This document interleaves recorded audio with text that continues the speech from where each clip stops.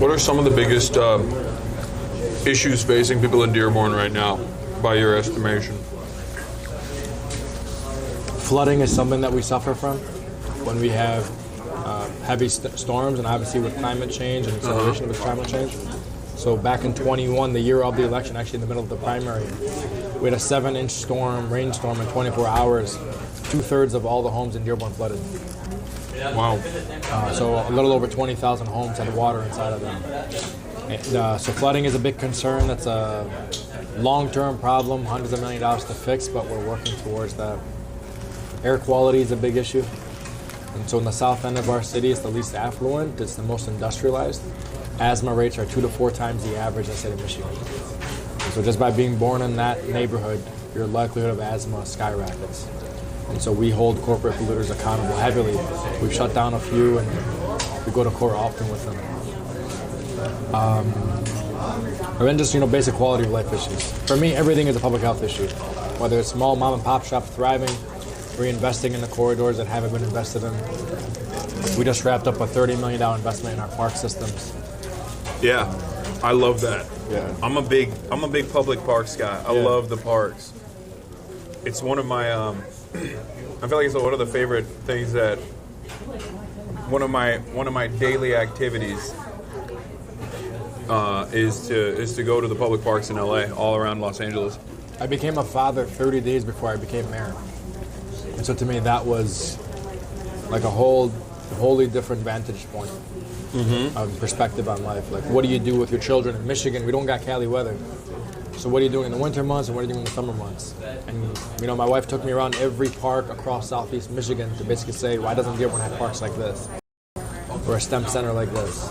And so all of that's in the works or has now been completed, which is pretty cool.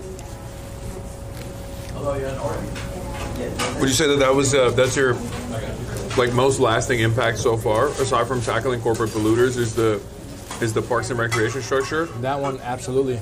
We built, for example, the first fully inclusive playscapes for children of all abilities in the city. We placed 3 of them across the city so that no family is more than a 10-minute drive of one of these playscapes.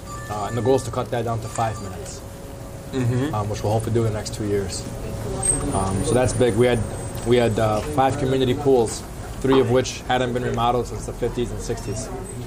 We remodeled all 3 of those pools, and we waived the pool admission fee. So any kids under the age of 13, pool access is free because money shouldn't be a barrier to enjoying the summer.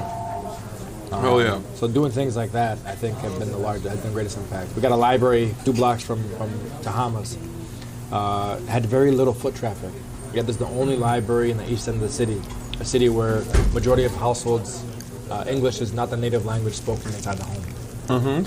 We're spending $4 million and transforming it into a STEM center, in addition to a library, to bring more hands-on activities and such to the city. So those are the types of investments that I think have generational impacts.